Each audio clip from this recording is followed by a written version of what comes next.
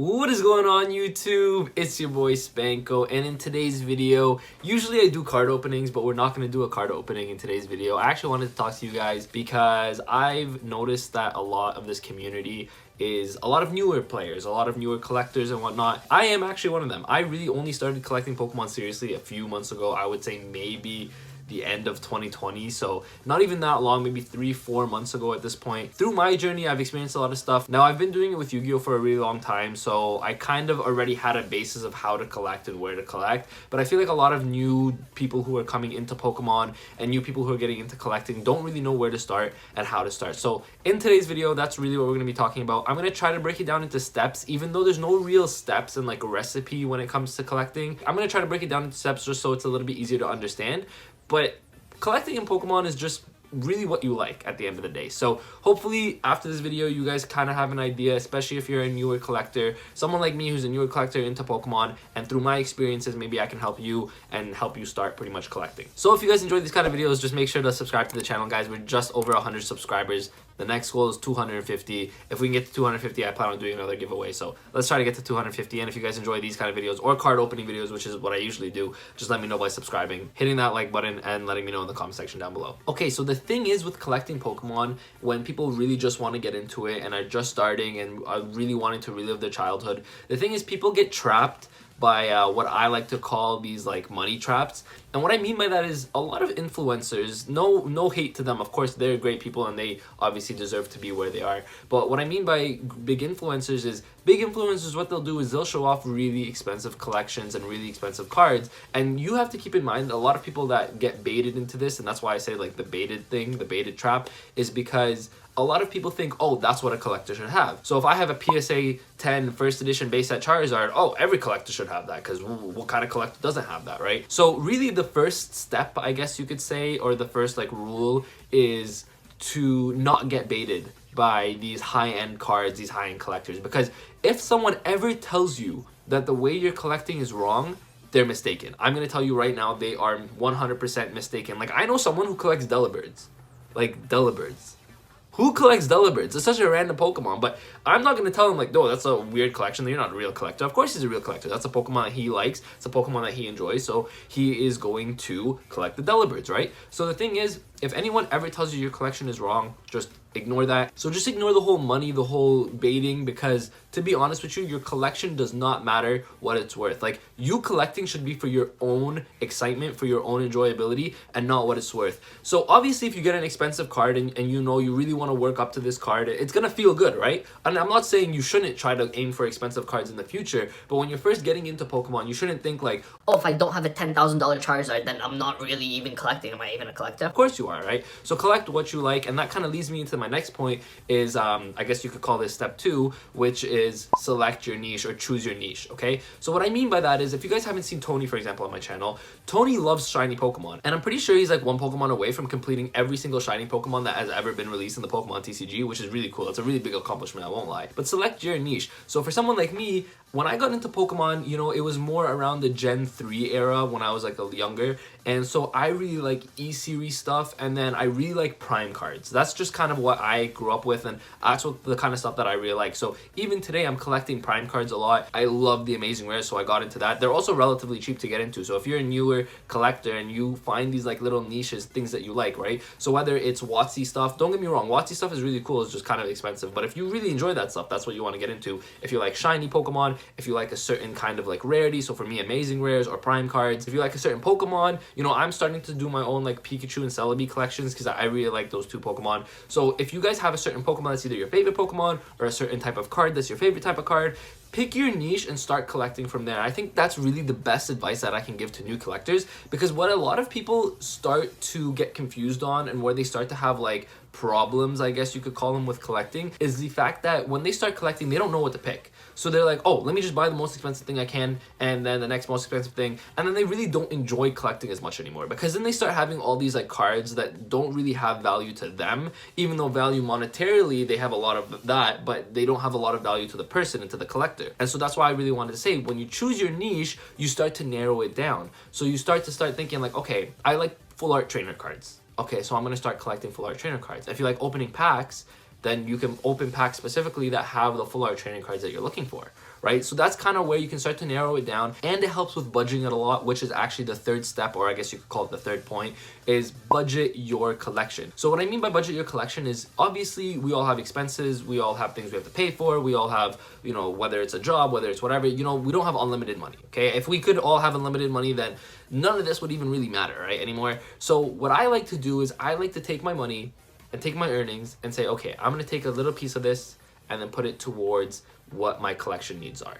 So for example, most recent thing I purchased was the Amazing Rares. I've got all 9 Amazing Rares. I actually got 2 sets of each. One set I sent off to grading, one set is for myself, and hopefully we can do a graded return video when I get my Amazing Rare set back. But pretty much those are really affordable cards. So I told myself, I was like, hey, I only need around like $100 to complete the entire Amazing Rare set. And in the future, as they release more Amazing Rares, what's really nice is now I can just pick them up step by step. I don't have to look back in like 3-4 years and say, oh man, I need those Vivid Voltage Amazing Rares from 4 years ago that just no one can find anymore, right? So that's really what I like to do when it comes to budgeting, is when you pick your niche, it helps you budget, right? And that's why I really don't want to say these are steps, because everything ties in together, where it's like once you do one thing, then another thing comes into it, and then another thing comes into it. So it's not really like step 1, step 2, step 3. It's more just like, oh, okay, once you pick your niche, then budgeting becomes a lot easier. Because now it's like, okay, I don't have to spend my money on this or that or this. It's more like, oh, okay, well, I'm looking for this card. I'm looking for this to complete my set. I'm looking for this legendary. I'm looking for this shiny. I'm looking for this. And then boom, budgeting becomes a lot easier. So that's really, I guess you could call it the third step. So the first step is don't get baited. Definitely do not get baited by really expensive high-end cards. Trust me, I like Charizards too.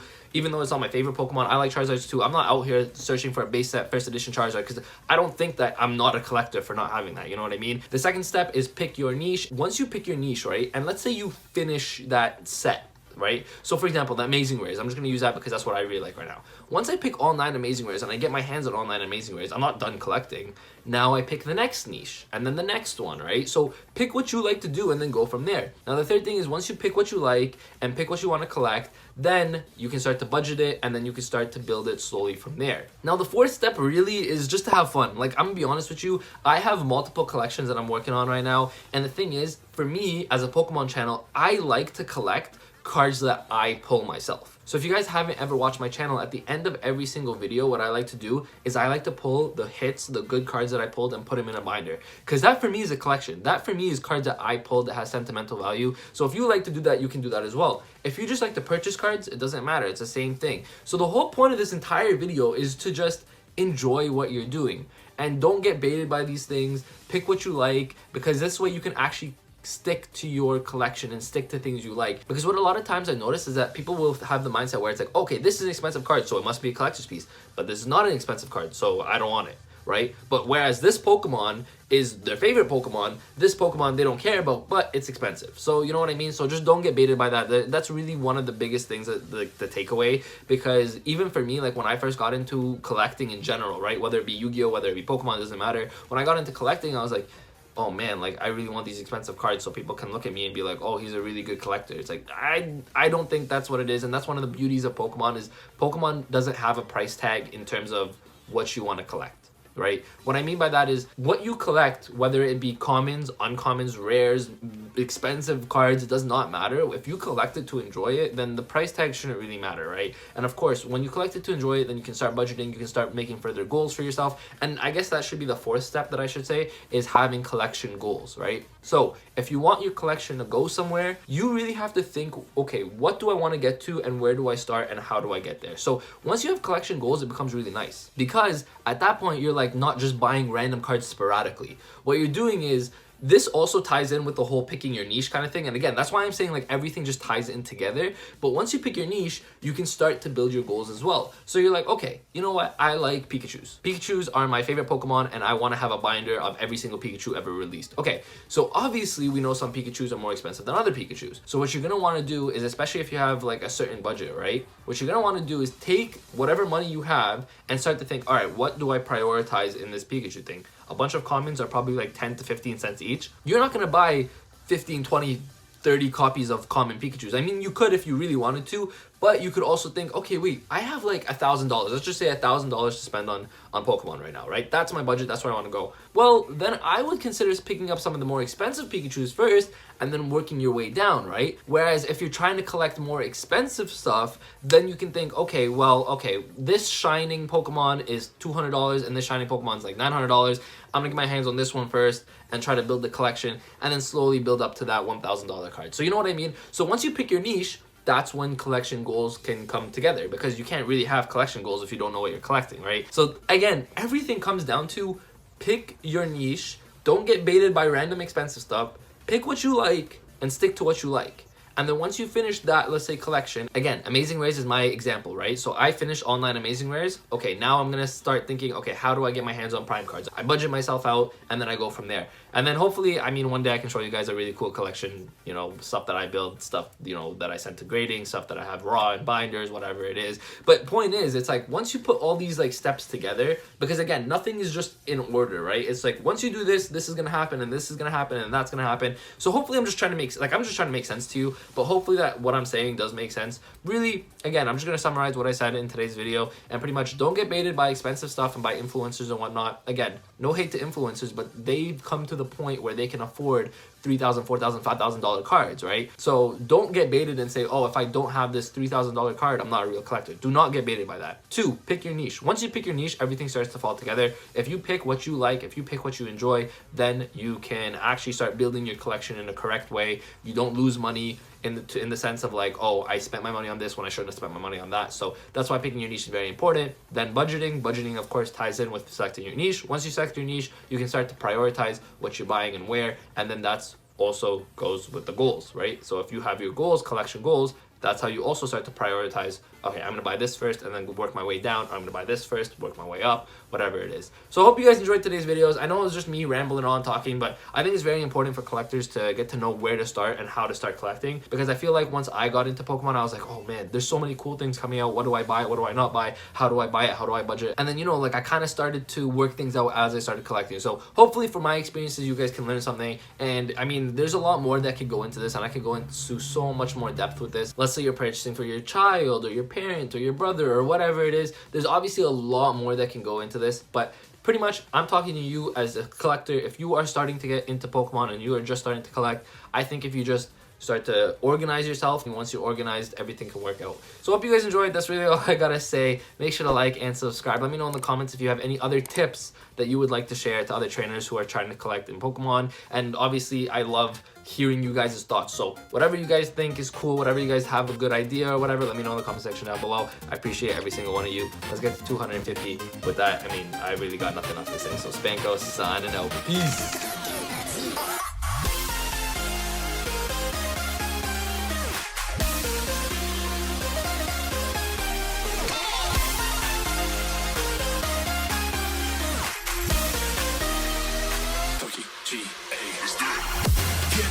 Get up, we want you to get on your feet.